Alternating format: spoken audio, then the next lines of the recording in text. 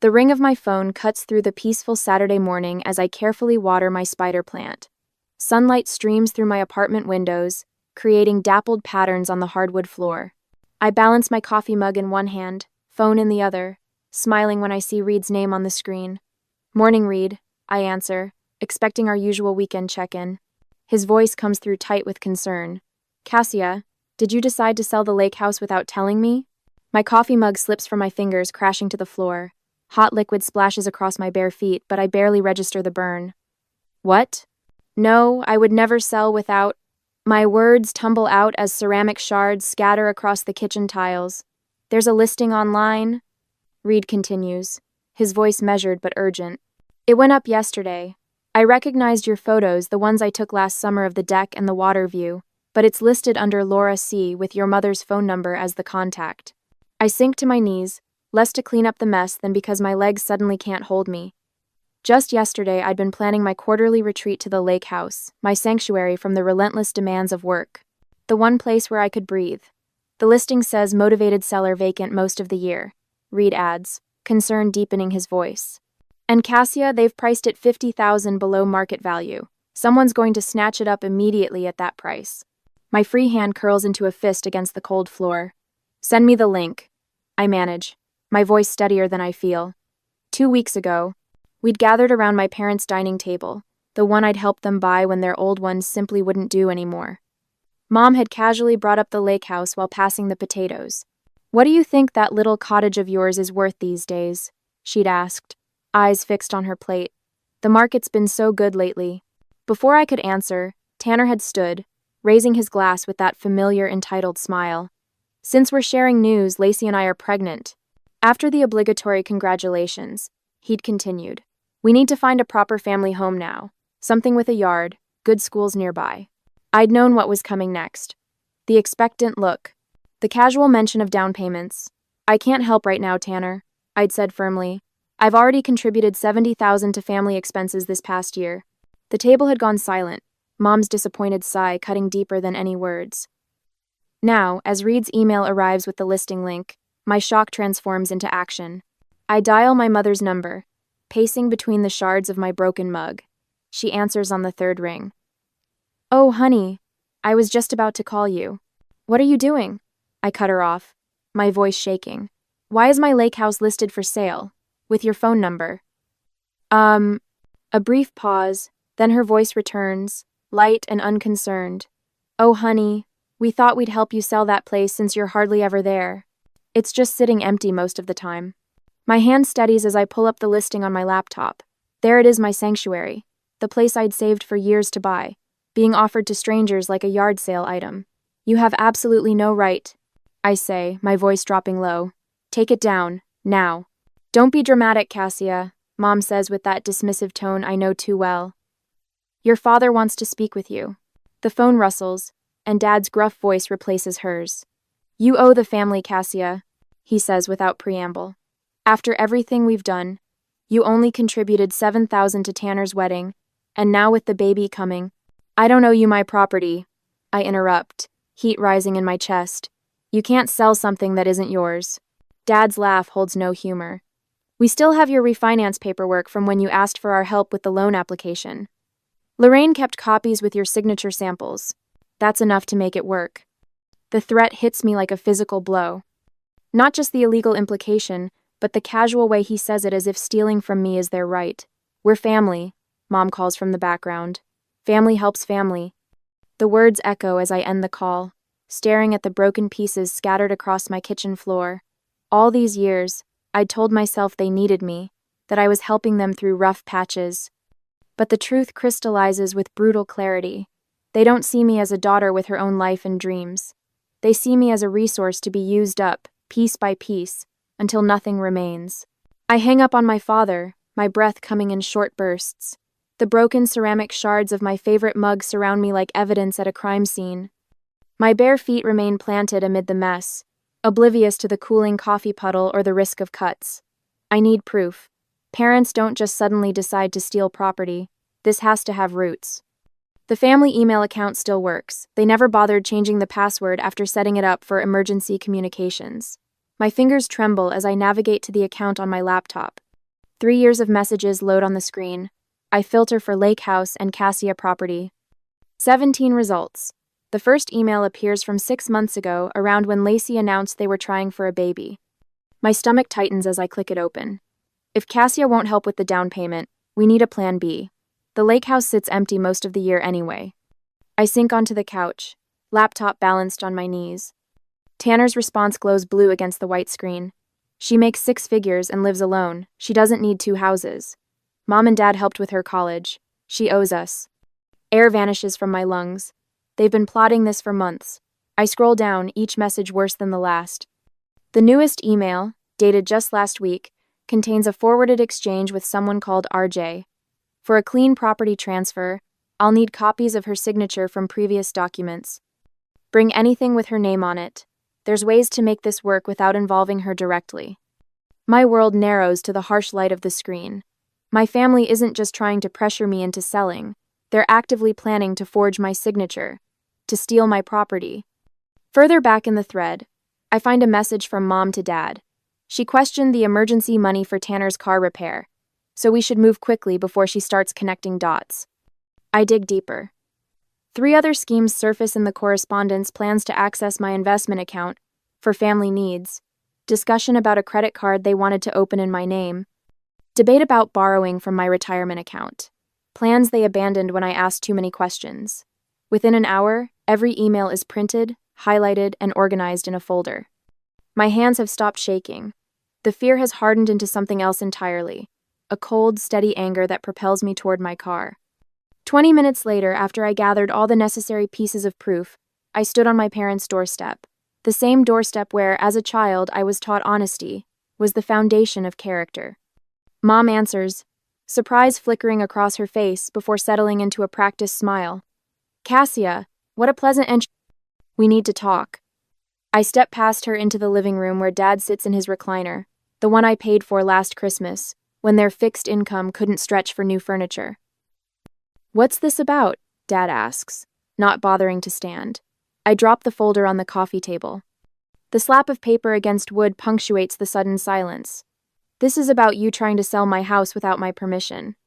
Mom perches on the arm of Dad's chair, their united front physically manifested. Honey, we were just trying to help. You're so busy with work. Stop. I open the folder, placing emails in front of them like cards in a losing hand. You've been planning this for months. You discussed forging my signature. The doorbell rings. Tanner walks in without waiting for an answer, his timing too perfect to be coincidence. 8. What's going on? He glances between us, feigning confusion.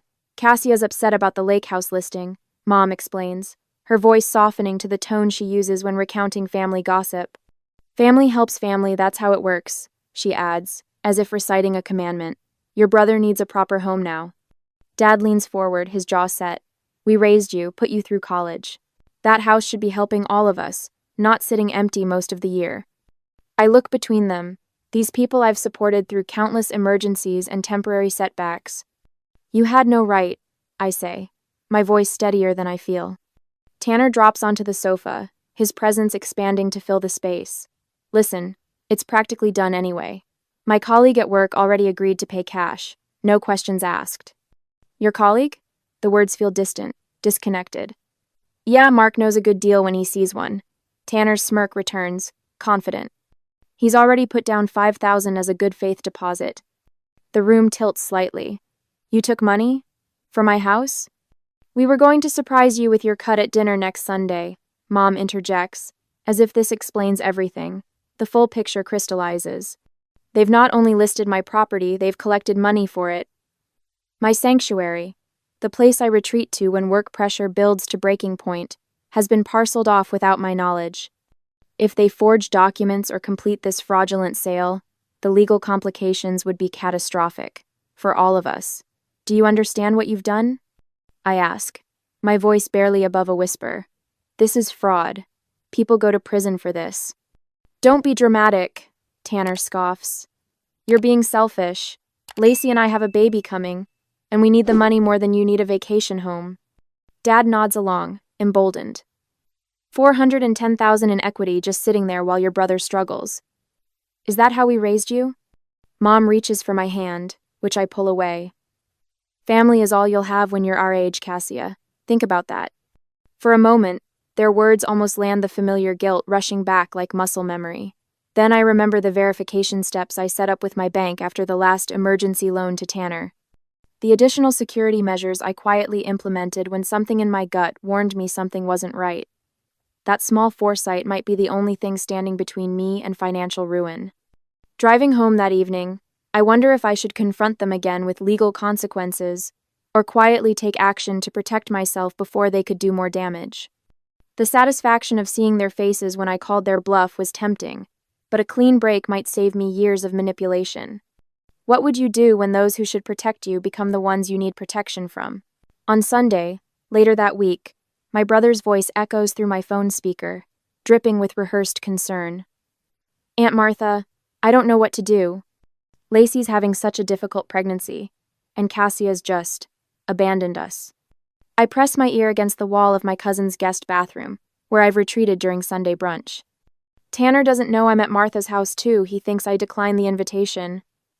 Poor Lacey, he continues.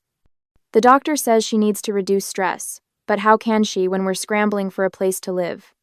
My sister sits on 2 properties while we might end up in some apartment complex with who knows what kinds of neighbors. My stomach knots as I recognize his strategy, the same one he's been using all week. 3 days ago, it was Uncle Jim who called me, concern heavy in his voice. Everything okay, sweetheart? Heard there's some trouble with the family. Yesterday, it was my childhood friend Ellie, who'd somehow heard I was going through something difficult with my parents. The coordinated attack becomes clearer when I return to the table. Aunt Martha studies my face with narrowed eyes, her fork paused midair. Your mother mentioned you will have to attend the family meeting on the following Thursday. Family meeting? I keep my voice steady. The intervention, she clarifies, as if I should know. At my house. For you. When I get home, 6 voicemails await distant relatives I haven't spoken to in months, all suddenly concerned about my heartlessness during Lacey's difficult time. Monday morning brings a call from Diane in HR. Your mother phoned, mentioned a family emergency requiring financial assistance. Is everything all right? The walls close in further when I check my credit card statement. Small charges appear from stores my mother frequents: $24 at the drugstore, $37 at a home goods shop, $19 at a garden center. Transactions I never made, but small enough I might have overlooked them. My phone buzzes, Dad's name appears on the screen, and my pulse quickens. My finger hovers over decline as I realize I've developed a physical reaction to their calls: shallow breathing, racing heart, a cold sweat breaking across my forehead. Sleep eludes me for the 3rd night in a row. At 2:17 a.m., I stare at my ceiling, imagining the legal battles ahead. Will I have to sue my own parents? Testify against them? The thought sends me to the bathroom, retching into the toilet. By Wednesday, I've changed every password, frozen my credit, and documented each unauthorized access attempt. The bank flags suspicious activity. Someone tried to transfer funds from my savings using my mother's computer. The branch manager sounds surprised when she calls. They've attempted this before? I spread financial records across my kitchen table, creating a timeline. The emergency loan for Dad's heart medication that somehow funded a cruise. The temporary help with Tanner's wedding that was never repaid. The monthly transfers to their account that became expected, then demanded. It wasn't helping family through rough patches. It was financial abuse, calculated and persistent. The weight of this realization crushes my chest when my phone rings again. I nearly ignore it until I see Reed's name. Cassia, he says, his voice a lifeline of normality. Remember that pediatric ER doctor who was interested in the lake house last year? She called this morning. Still wants it, can close in a week. Cash offer, just say the word. For the first time in days, I feel a flicker of something other than dread, a path forward appearing where there had only been walls. That evening, I sit surrounded by evidence of years of one-sided family support, spreadsheets detailing over $140,000 transferred to my parents and brother, emails promising repayment that never came, text messages with escalating demands disguised as gratitude. When Mom calls, I answer with steady hands. Honey, she begins, her voice honeyed with false concern. We're just trying to help everyone be taken care of. That's what families do. I watch the sunset, Paint my wall orange as clarity washes over me. No, Mom. You're trying to take care of yourselves using what I've built. The intervention will help you see. I will not come to the intervention, I interrupt, my voice surprisingly calm. I'm taking control of my own life. So, the silence stretches between us. I realize something profound in that moment. I don't need their approval to protect myself. Their disappointment has been my prison for years, but the key has always been in my hands. I'm going to sell the lake house, I tell her, on my terms. She begins to sputter, but I've already ended the call. Within an hour, Reed emails me sales paperwork, asking no questions beyond what's necessary. By morning, the bank manager Sarah has helped me secure new accounts with advanced fraud alerts. Family financial situations can be the most painful, she says, without judgment. We'll make sure you're protected. Their respect for my decisions stands in stark contrast to my family's dismissal of my autonomy. With each signature, each security measure, I feel my voice growing stronger, my decisions coming without the familiar second-guessing. The weekend after the intervention I did not attended brings rapid developments, an expedited inspection, paperwork filed electronically, a cash offer that needs no financing contingencies. The buyer wants immediate possession and offers to cover closing costs to speed things along. We can close by Wednesday next week, Reed confirms. I agree, and we focus on obtaining other documents to prevent my family from intervening. Wednesday morning, I sign the final paperwork, my signature firm and unhesitating. As I set down the pen, my phone screen lights up. 5 missed calls from my parents. I turn the phone face down and sign the last page. The closing table gleams under fluorescent lights as I sign the final document, my signature flowing across the page without hesitation. The realtor, a woman I'd never met before, Reed arranged this expedited closing nods approvingly. That's the last one, Miss Callahan. She collects the papers with practiced efficiency. Congratulations on a smooth transaction. My phone vibrates in my pocket, the 5th call from my mother this morning. I silence it without looking. When will the funds transfer? 1. The wire should complete by 3 this afternoon. She taps her tablet. And the new owners will take possession immediately. They've already scheduled the locksmith for 5 o'clock. I nod, surprised by the calm I feel. No second thoughts, no guilt. Just the quiet certainty that I'm finally protecting myself. By Thursday afternoon, $382,000 appears in my new account, one my parents have no knowledge of, at a bank they've never entered. I sit in my car outside the branch, methodically working through my financial defense plan. First, I revoke their access to my existing accounts. Then I cancel the automatic payments I've been making toward their mortgage, car loans, and credit cards. When I finish, I text Reed. It's done. His response comes seconds later. Keys handed over. Locks changing now. You're free. Free. The word settles over me like a warm blanket. That evening, my phone rings again, Mom. This time I answer. There's been a mistake, she says, voice pitched high with panic. Someone changed the locks on your house. I picture her standing on the deck, potential buyers shuffling awkwardly behind her as she discovers her scheme has collapsed. It's not my house anymore, I say quietly. I sold it. A beat of shocked silence. That's impossible. The new owners are a lovely couple. Doctors. They've just moved from Boston. But she stops abruptly. I can hear muffled voices in the background. Her next words come out strained. We were just about to show some friends your lovely place. Those weren't friends, Mom. They were buyers you found for a house you don't own. From the background, I hear a man's voice asking questions. Mom's hasty explanation sounds thin even from a distance. I imagine the scene, her credibility crumbling, as these strangers realize they've been part of something underhanded. My phone beeps with another call, Dad. I need to go, I tell her. Goodbye, Mom. I switch to Dad's call, holding the phone slightly away from my ear. What the hell do you think you're doing? His voice booms. We had arrangements for that property. Arrangements you made without my consent. We need those keys immediately. His voice drops to that low, demanding tone he uses when he expects immediate compliance. Family emergencies happen. We need access. I tap my fingers against the steering wheel, considering. Should I explain that I know everything? The forged documents, the deposits they've taken, the lies they've told family members? Would revealing their schemes bring closure, or just fuel their justifications? The house belongs to someone else now. I say instead. There's nothing more to discuss. This isn't over, Dad growls before hanging up. Later that night, Reed forwards me the formal property transfer notification he's sent to my parents. The document is beautifully precise. Dates, amounts, legal language that leaves no room for misinterpretation. I can finally sleep peacefully. Next evening, Sarah at the bank documented the unauthorized access attempts.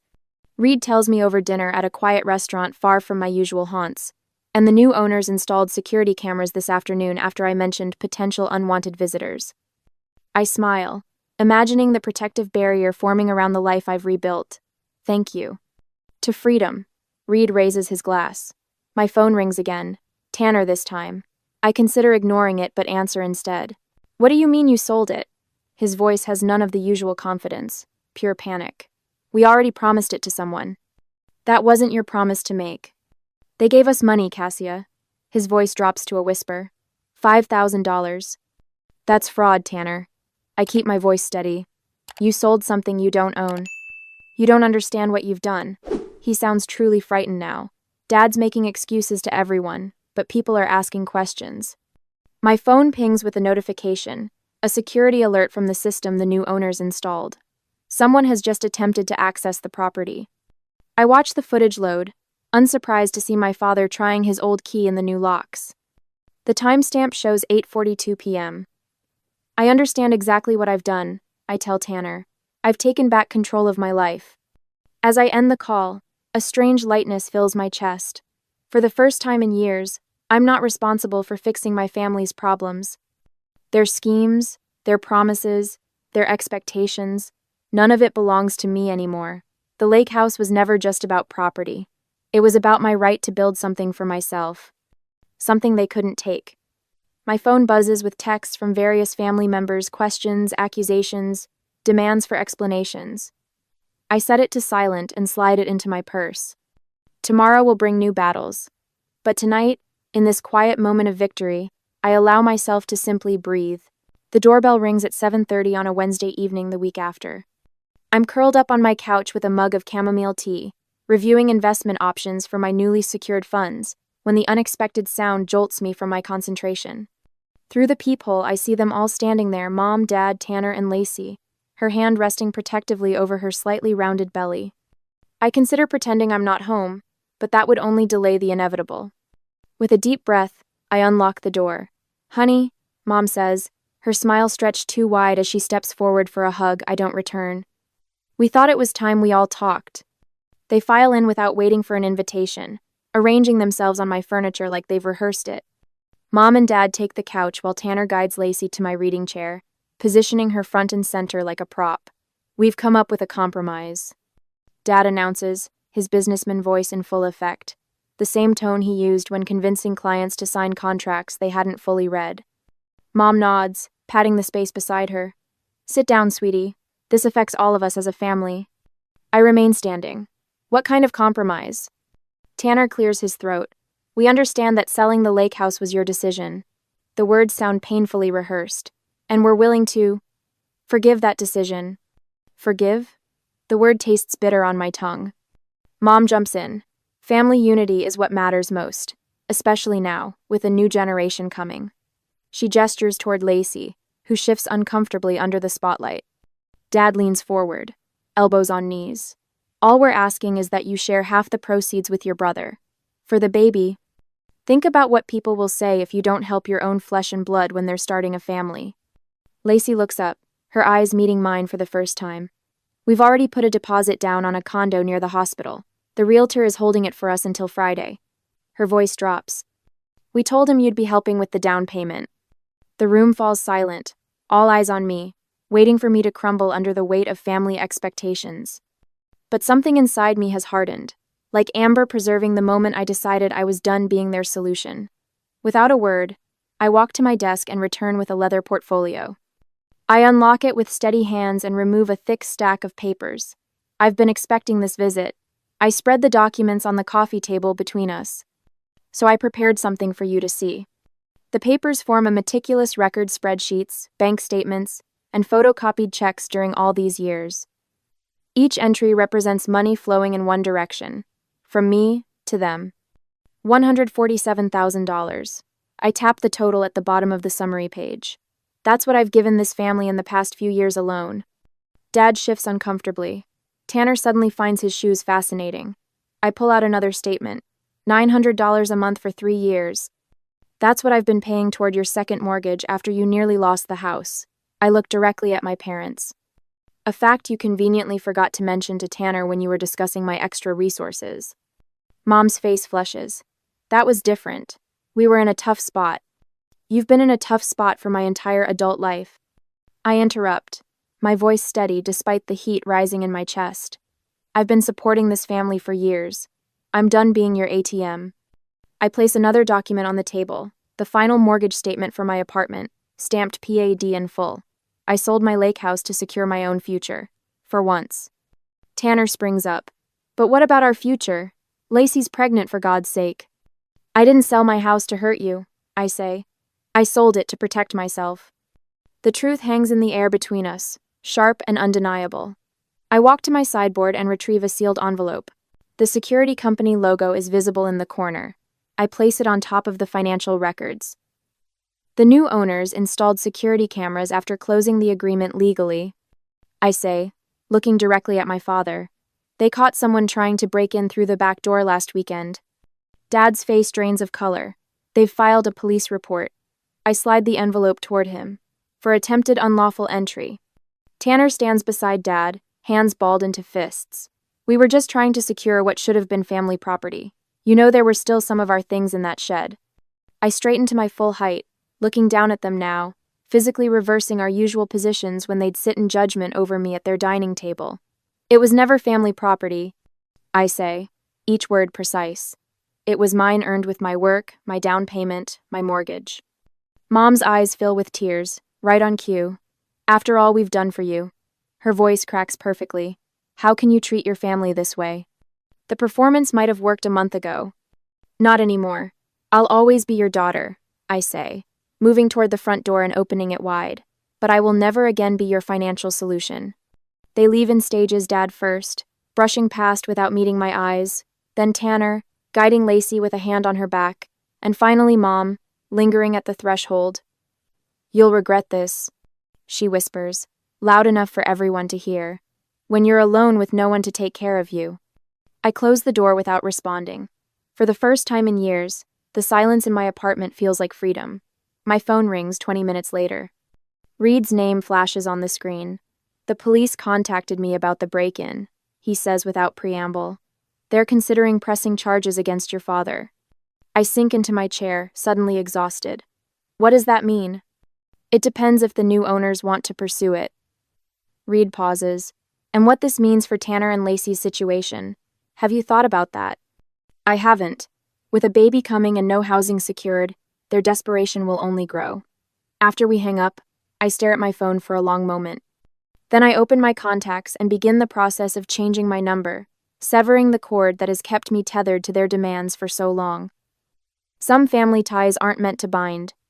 Sometimes they're meant to be cut. Sunlight streams through my apartment windows, casting golden patterns across a wall of framed photographs, images of mountain vistas, European cafes, and rugged coastlines. 6 months have passed since I sold the lake house, and not a single family portrait remains. In their place hang moments of freedom captured through my lens. My phone buzzes on the coffee table. I check the screen, then deliberately set it down without answering. No more panic calls about family emergencies that mysteriously require immediate financial infusions. The quiet feels earned, almost sacred. And how does that feel, making these choices for yourself? Dr. Levinson asks from our video call on my laptop. I stretch my arms wide, something I couldn't do 6 months ago without the weight of guilt compressing my shoulders, like breathing after being underwater too long. After our session, I gather my materials for tonight's financial literacy workshop. I volunteer twice monthly now, helping others recognize the warning signs of financial abuse. The irony doesn't escape me, learning to protect others by first protecting myself. When the mail arrives, a cream-colored envelope stands out among the bills. I recognize Lacey's handwriting immediately. Inside, an invitation to her and Tanner's baby shower, the first family contact in months. 3 years ago, this envelope would have triggered a familiar spiral. Guilt, obligation, the mental calculation of how much money I should enclose in a card. Today, I simply appreciate the delicate floral border and the fact that my brother and sister-in-law are creating a family of their own. I select a practical gift online, a convertible stroller from their registry, and write a sincere card offering congratulations. No check enclosed. My finger hesitates only briefly before clicking send. You speak about your family differently now, Dr. Levinson had observed in our session. There's understanding in your voice rather than resentment. Understanding doesn't mean I have to become their ATM again, I'd replied. That evening, Reed and Sarah arrive at my apartment with takeout containers and a bottle of champagne. The three of us gather around my small dining table, the one I purchased after donating the expensive table my mother had guilted me into buying for them years ago. Reed raises his glass. To building futures, not fixing pasts.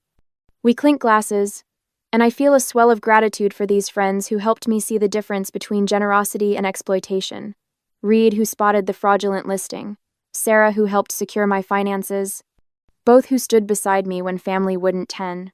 I have something to show you, I say, spreading plans across the table after dinner.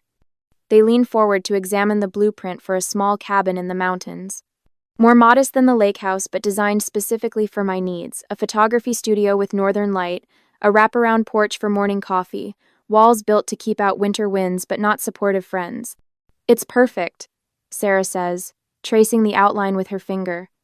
Behind the blueprints lie brochures for international photography workshops, Iceland in winter, Tuscany in spring, opportunities I'd always postponed for family obligations. My phone chimes with a text from Aunt Naomi. Ed and Lorraine started financial counseling last week. Baby steps. Later, curled in my reading chair, I open my journal. The pages no longer document family loans or broken promises. Instead, they hold dreams, plans, possibilities, the architecture of a future built on my terms. As I planned my new cabin, I wondered if true forgiveness means allowing people back into your life, or simply wishing them well from a distance. Family ties are precious, but at what point does protecting yourself become more important than maintaining those connections? What would you choose? Reconciliation with clear boundaries, or the peace of a clean break? I close the journal, not needing an immediate answer. For the first time in years, I have the luxury of time to decide what family means on my own terms.